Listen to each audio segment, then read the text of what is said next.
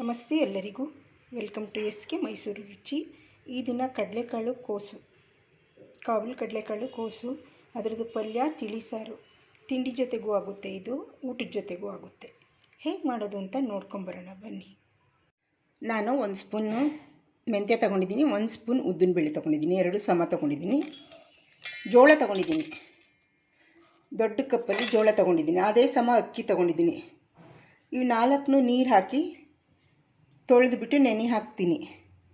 ಅನ್ನ ತೊಗೊಂಡಿದ್ದೀನಿ ಅಷ್ಟೇ ಸಮ 1 ಕಪ್ಪು ಅನ್ನ ತೊಗೊಂಡಿದ್ದೀನಿ. ನೀವು ಅವಲಕ್ಕಿ ಬೇಕಾದ್ರೆ ತಗೋಬೋದು, ಪುರಿ ಬೇಕಾದ್ರೆ ತಗೋಬೋದು. ಇದನ್ನಿಷ್ಟನ್ನು 4 ಸಮನ್ನು 3-4 ಸಲ ತೊಳೆದು ನೆನೆ ಹಾಕ್ತೀನಿ.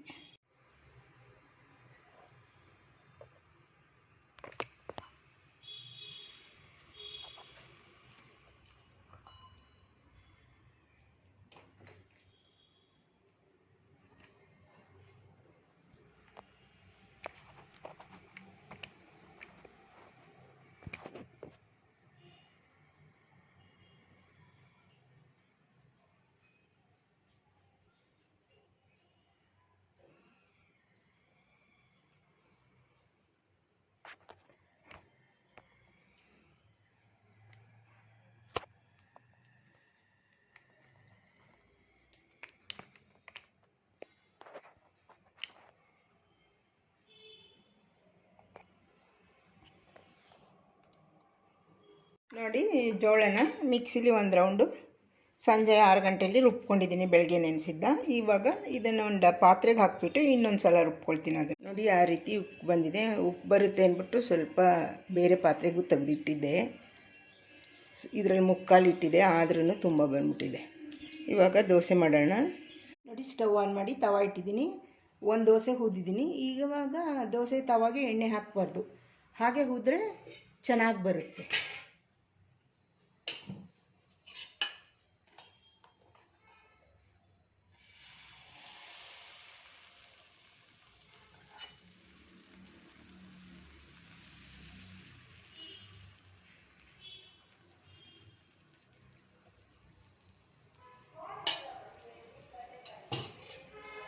ಈ ರೀತಿ ದೋಸೆ ಹುಯ್ದುಬಿಟ್ಟು ಒಂದು ಪ್ಲೇಟ್ ಮುಚ್ಚಬೇಕು. ಇವಾಗ ನೀವು ಮೇಲ್ಗಡೆ ಎಣ್ಣೆ ತುಪ್ಪ ಏನು ಬೇಕಾದ್ರೂ ಹಾಕ್ಕೋಬೋದು. ನಾನು ಸ್ವಲ್ಪ ಎಣ್ಣೆ ಹಾಕ್ಕೊಳ್ತೀನಿ. ಈ ಥರ ಮೆತ್ತಗೆ ಬೇಕಾದ್ರೂ ಹಿಡ್ಕೊಳ್ಬೋದು, ರೋಸ್ಟ್ ಬೇಕಾದ್ರೂ ಮಾಡ್ಕೋಬೋದು. ಇದು ಸ್ವಲ್ಪ ನನಗೆ ರೋಸ್ಟ್ ಆಗಲಿ. ಇನ್ನು ಮೇಲೆ ಸ್ವಲ್ಪ ಎಣ್ಣೆ ಬಿಟ್ಟಿದ್ದೀನಿ. ನೋಡಿ, ಇಷ್ಟು ರೋಸ್ಟ್ ಆದರೆ ಸಾಕು. ಜೋಳದ ದೋಸೆ ಅಂತಲೇ ಕಾಣೋದಿಲ್ಲ, ತುಂಬ ಚೆನ್ನಾಗಿ ಬರುತ್ತೆ. ಒಂದು ಸಲ ಮಾಡಿ ನೋಡಿ. ಈ ರೀತಿ ದೋಸೆ ಮಾಡ್ಕೊಳ್ಳಿ ನೀವು. ನೋಡಿ, ಜೋಳದ ದೋಸೆ ಅಂತಲೇ ಕಾಣೋದಿಲ್ಲ, ಅಕ್ಕಿ ದೋಸೆ ಥರನೇ ಕಾಣಿಸ್ತಾ ಐತೆ. ಸ್ವಲ್ಪ ಅಕ್ಕಿನೂ ಹಾಕಿದ್ದೀವಲ್ಲ, ಅದಕ್ಕೆ. ಇವತ್ತು ಚಟ್ನಿ ಖಾರದ ಜೊತೆ ಸರ್ವ್ ಮಾಡಿಕೊಡೋದು ಈ ರೀತಿ. ನಿಮ್ಮನೆ ಏನು ಮಾಡಿರ್ತೀರಿ ಅದ್ರ ಜೊತೆ ಸರ್ವ್ ಮಾಡಿಕೊಡಿ, ತುಂಬ ಚೆನ್ನಾಗಿರುತ್ತೆ. ಒಮ್ಮೆ ಮಾಡಿ ನೋಡಿ. ನಾನು ಇಲ್ಲಿ 1 ಲೋಟ ಕಾಬೂಲ್ ಕಡಲೆಕಾಳನ್ನ ಸಂಜೆ ನೆನೆಸಿದ್ದೀನಿ. ನಾಳೆ ಬೆಳಗ್ಗೆ ಸಾಂಬಾರು ಮಾಡೋದಕ್ಕೆ ನೆನೆಸಿದ್ದೀನಿ. ಇದು ಬೆಳಗ್ಗೆವರೆಗೆ ನೆನಿಲಿ.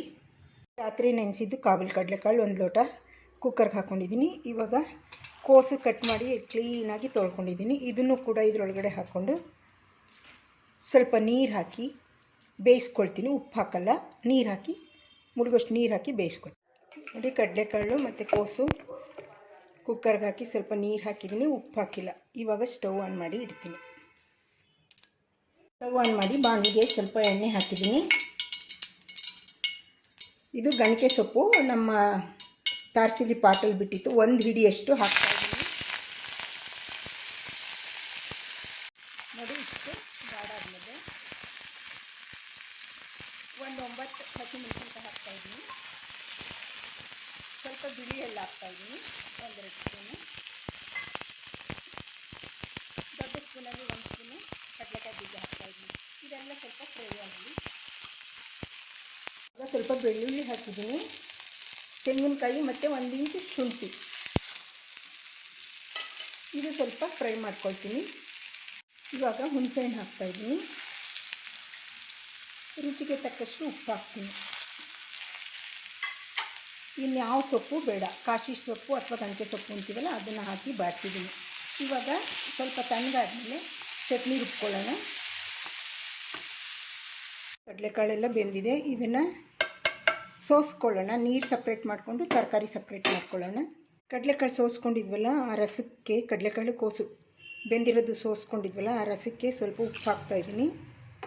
ನಾವು ಉಪ್ಪು ಹಾಕಿಲ್ಲ ಬೇಯುವಾಗ, ಕಡಲೆಕಾಳು ಬೇಯಲ್ಲ ಅಂತ. ಇವಾಗ 1 ದೊಡ್ಡ ಸ್ಪೂನು ಸಾಂಬಾರು ಪೌಡ್ರ್ ಹಾಕ್ತಾಯಿದ್ದೀನಿ. ಸ್ವಲ್ಪ ಒಂದು ಗೋಲಿಗೆ ಹತ್ರ ಹುಣಸೆಹಣ್ಣು ತೊಗೊಂಡಿದ್ದೆ, ಅದ್ರ ರಸ ಹಾಕ್ತಾಯಿದ್ದೀನಿ. ಬಾಣಲಿಗೆ 2 ಸ್ಪೂನ್ ಎಣ್ಣೆ ಹಾಕ್ಕೊಂಡಿದ್ದೀನಿ. ಸ್ವಲ್ಪ ಸಾಸಿವೆ, ಕಡಲೆಬೇಳೆ, ಉದ್ದಿನಬೇಳೆ, ಕರಿಬೇವಿನ ಸೊಪ್ಪು, ಜೀರಿಗೆ, ಮೆಂತ್ಯ ತೊಗೊಂಡಿದ್ದೀನಿ. ಇದನ್ನು ಹಾಕ್ತೀನಿ. ಇವಾಗ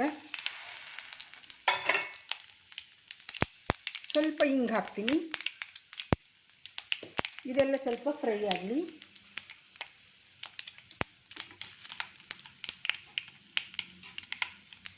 ಒಂದು 3 ಹಸಿಮೆಣಸಿನ್ಕಾಯಿ ಹಾಕ್ತಾಯಿದ್ದೀನಿ.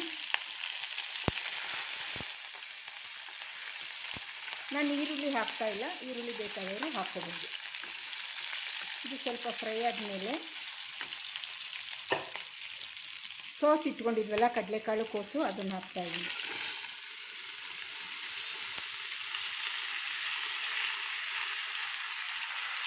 ಬೆಂದಿರೋದು ಇದನ್ನೆಲ್ಲ ಮಿಕ್ಸ್ ಮಾಡ್ತೀನಿ ಒಂದು ಸ್ವಲ್ಪ. ಇವಾಗ ರುಚಿಗೆ ತಕ್ಕಷ್ಟು ಉಪ್ಪು ಹಾಕ್ತೀನಿ. ಸ್ವಲ್ಪ ಕೊತ್ತಂಬರಿ ಸೊಪ್ಪು ಹಾಕೋಣ.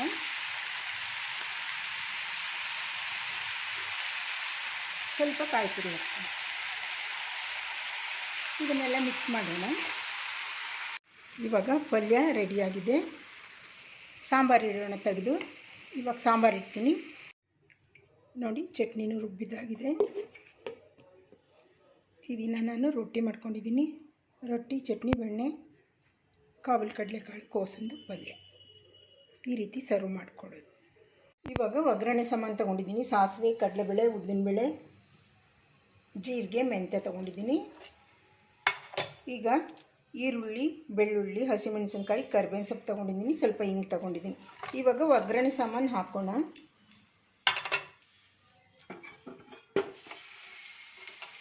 ಸ್ವಲ್ಪ ಎಣ್ಣೆ ಕಾದಿದೆ. ಇವಾಗ ಒಗ್ಗರಣೆ ಸಾಮಾನು ಹಾಕ್ತೀನಿ. ಇದೆಲ್ಲ ಚಟಪಟ ಅಂತ ಸಿದ್ದಿದೆ. ಇವಾಗ ಈರುಳ್ಳಿ, ಹಸಿಮೆಣಸಿನ್ಕಾಯಿ, ಬೆಳ್ಳುಳ್ಳಿ ಹಾಕೋಣ.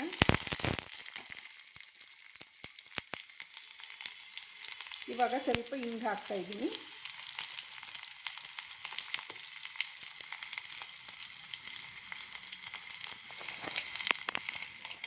ಸ್ವಲ್ಪ ಕೊತ್ತಂಬರಿ ಸೊಪ್ಪು ಹಾಕಿದ್ದೀನಿ. ನೋಡಿ, ಇಷ್ಟ ಆದರೆ ಸಾಕು. ಇವಾಗ ಸಾಂಬಾರಿಗೆ ಒಗ್ಗರಣೆ ಹಾಕೋಣ.